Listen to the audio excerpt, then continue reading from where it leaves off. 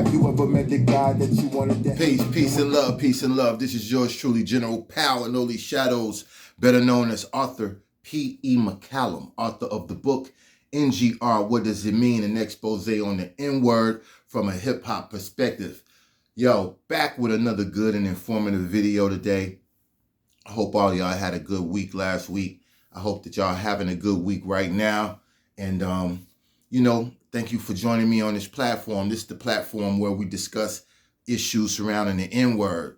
And basically anything that you could possibly think about detailing the N-word is contained in this book. So I want all of y'all to go to Amazon and get your copy in audio book, paperback, or Kindle of NGR, What Does It Mean? An expose on the N-word from a hip-hop perspective, and you can have it sent right to your house right now through Amazon. So, yo, with no further ado, let's get into today's topic, fam.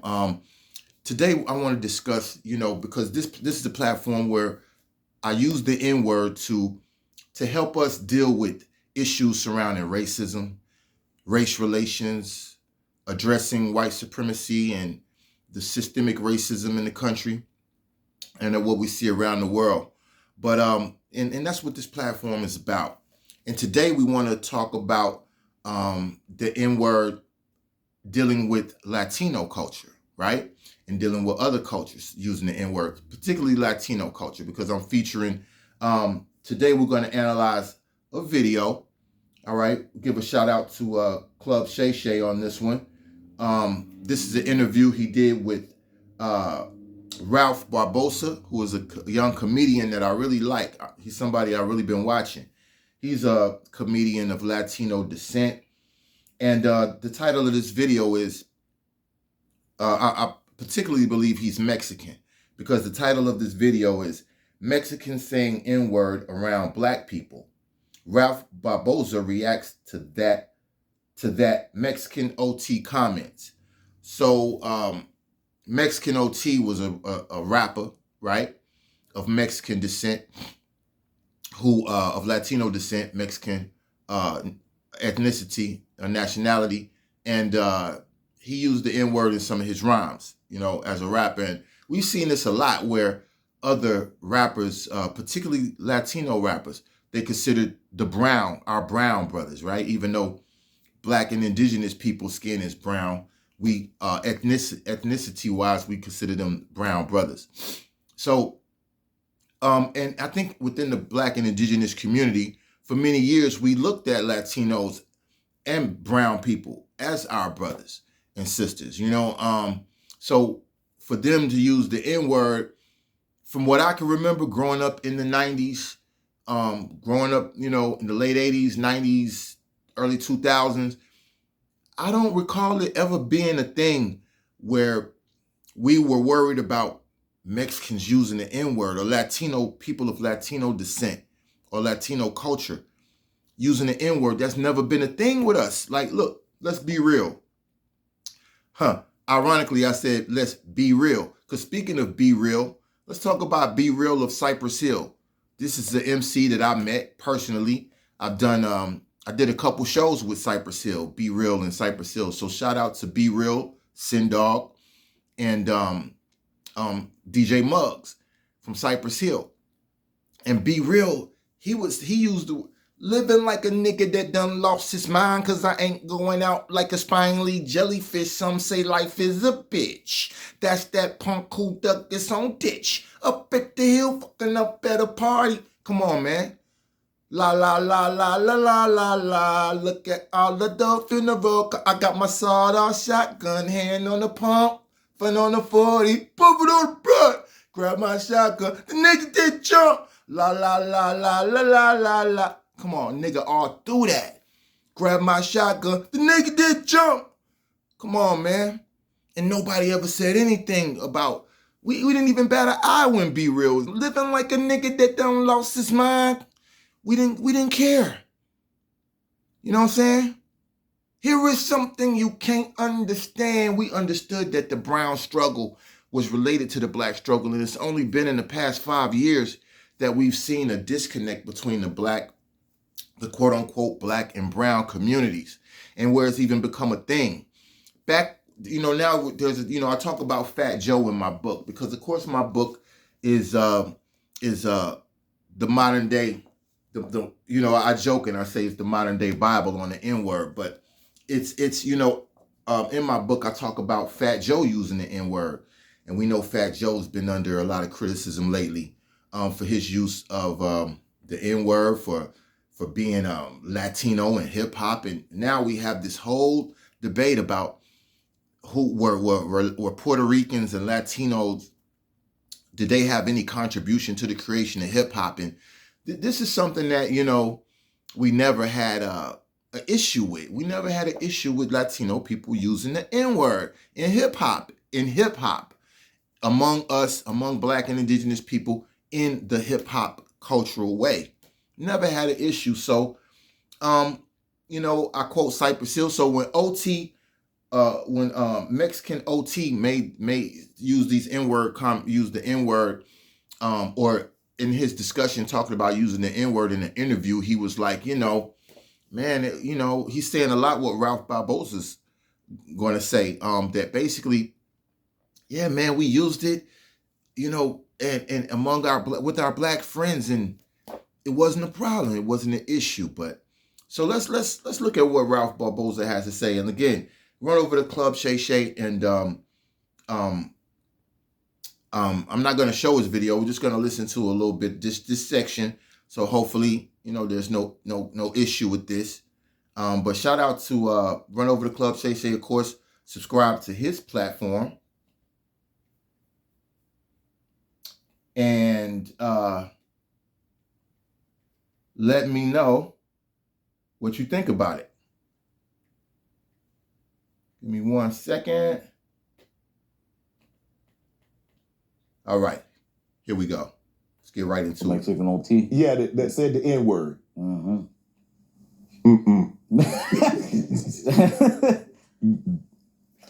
I mean, there ain't no past. You don't get to be all bad. I'm cool with the homies. No, bro. Yeah, I think that, I can't speak for Mexican OT, but what I will say is that, I don't know what it's like in Georgia, but in Texas, a lot of us were saying it growing up.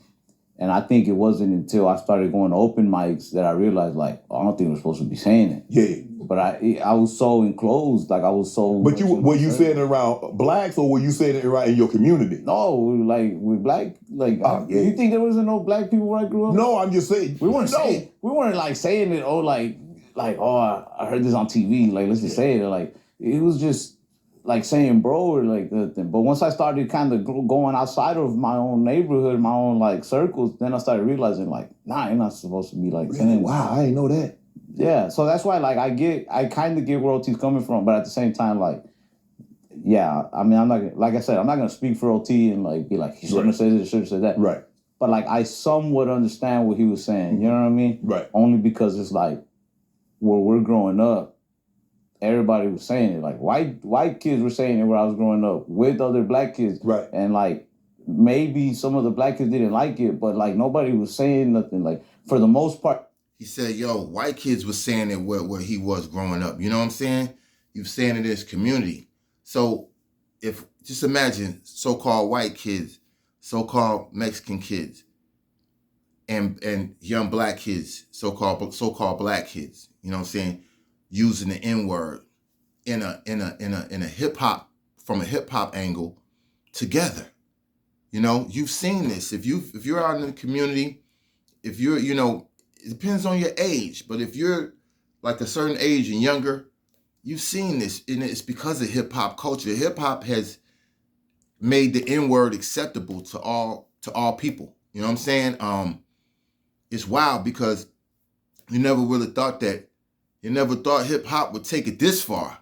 You know what I'm saying? To where, we have now given a pass for the N-word to be used among everybody. Our elders rolling over in the grave. You know what I'm saying? 100%. It was okay right there as kids. Now, as we grew up and started going into different circles, I think it was on us to kind of realize that, that ain't cool. Yeah. Yeah. I'm not going to make a career saying this on stage. Joke stealing. Where are you on joke stealing? That's horrible. That's worse. That's Because it's kind of split. I've heard people say, look. like, well, Mexicans saying the N-word is just a little bit worse than Mexican.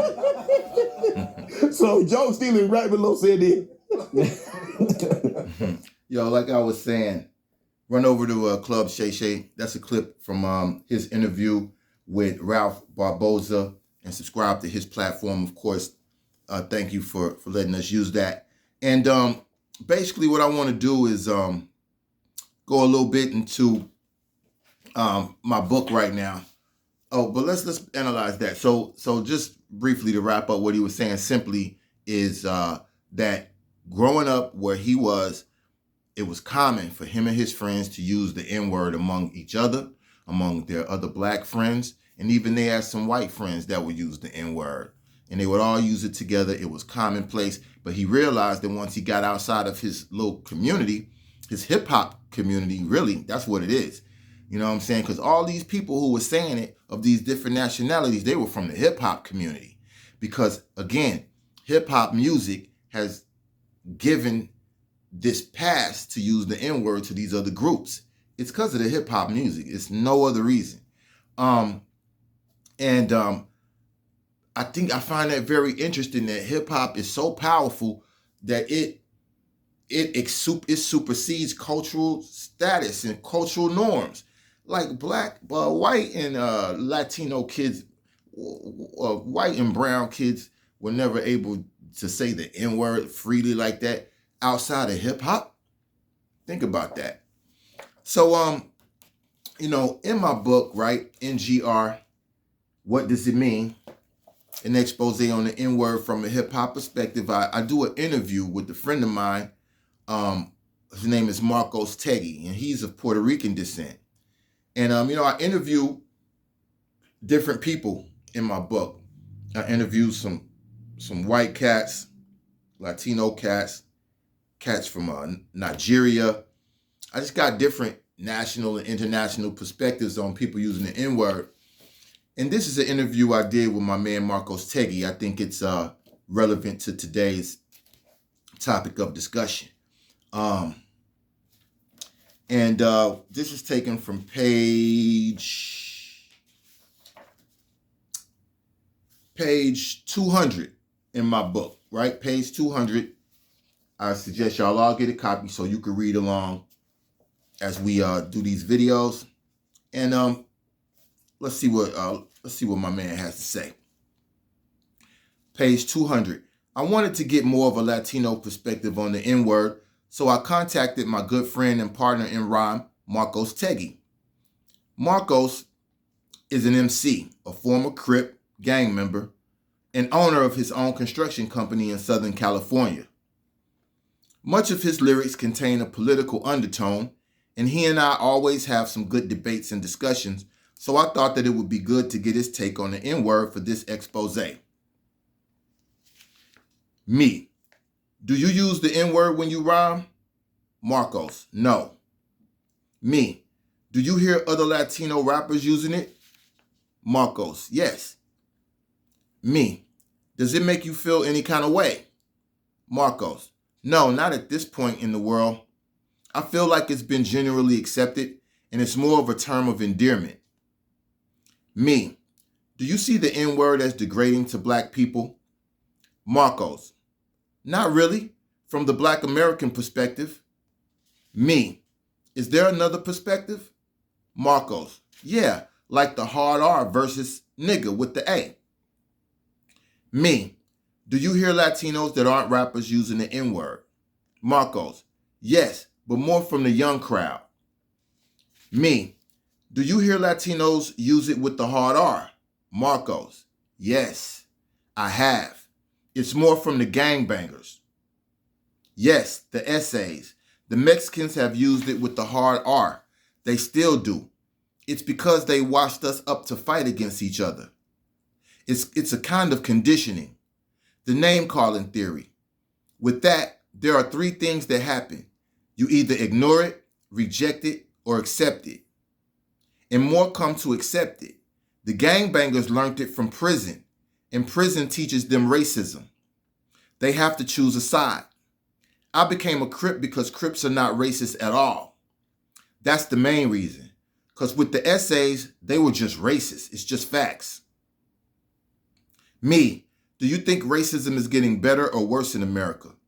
Marcos, it's getting way better. The youth are sick of it.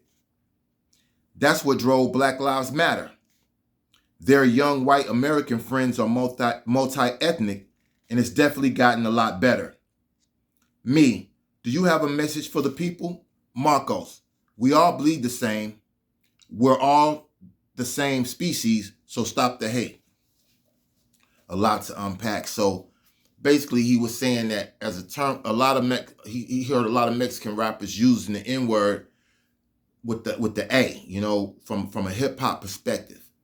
But then when it came to the gangbangers, the Latino gangbangers, and he's in Southern California. And when it came to what he's saying is when it came to the Latino gangbangers, he saw racism there. And we've all heard about how there's racism in the prisons among the so-called black and so-called brown people in the prisons. You know, when you go to prison, you have to pick a side. It's the blacks against the Mexicans and the Spanish people. It's the blacks against the Latinos. Latinos against the blacks. And then the whites are in there, but a lot of the times and I've never been to prison, but a lot of the times I have been to jail. And all I could tell you was that it ain't nothing but us in there. Black and indigenous people. We run to jail, but I've never been to prison. But I've heard that in prison, a lot of times the whites and Mexicans will team up against the blacks. And that's what they call them. The whites, the blacks, the Mexicans, the essays. And there's racism from the Latinos. So should Latino, so you got two, according to Marcos, and even my own other research, you got two Latino populaces that are using the N-word, both from different perspectives. You have the rappers and the ones that are the brown people who identify with black people who've not fall victim to the conditioning that Marcos talks about. They use the N-word as a term of endearment with us. They identify with our struggle. They identify with our culture. They identify with our history, our pain, and they use it with respect as a term of endearment. But then you have the other Latinos who have fallen victim, like Marco says, to the brainwashing of the system to turn brown people and make us war with each other against black people. And they use it the same way that white supremacists and racist people use it, the N-word with the hard R. So there's a dichotomy there. There's an interesting thing that's taking place there. And that's what this platform is about. We want to analyze that.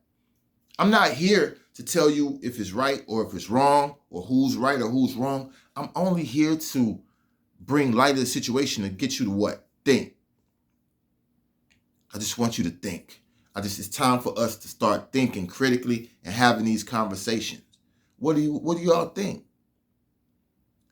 For me, personally, I think that Latino people should get my book.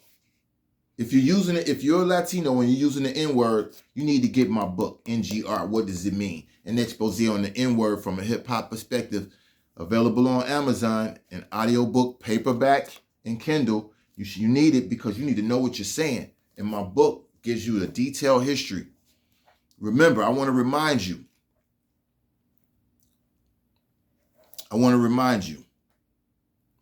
about the N-word.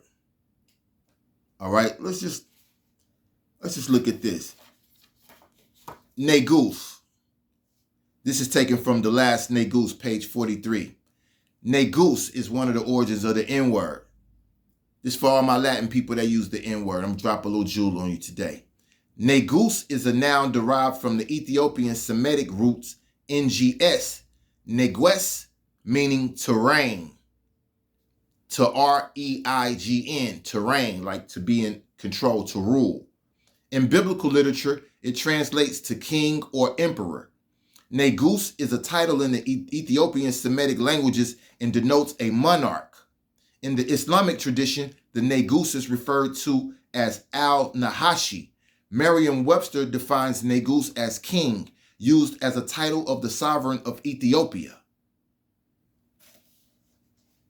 And that's taken from my section called The Last Negus, where I discuss Emperor Haile Selassie, who the Rastas call Jah Rastafari. He's considered as the last Negus, and or the last emperor, the last king, the last terrain. So yeah, when you're using the N word, you're actually, it comes from NGR, it comes from NGS, and you're actually calling somebody a deity, referring to deity, God, goddess, king, ruler, and it comes from ancient Egypt and ancient Ethiopia. And then, of course, it was translated to be what we know it as today of two ways: a term of endearment, right? And then as something totally offensive to Black and indigenous people. So I suggest y'all go get the book. I hope y'all enjoyed this video today. Yo, remember, I want all of y'all to continue to hip step, right? You know, they call me General of the House of Hip Step. Hip stepping is a state of mind. You know, it's a mentality where, you know, you don't allow anything to get in your way. You hip step over any obstacle. You hip step through any opposition. Don't let anybody stop you, slow you down from achieving your goals and success. And spread love, not hate. All right? Spread love, not hate. We got enough hate in the world, don't you think?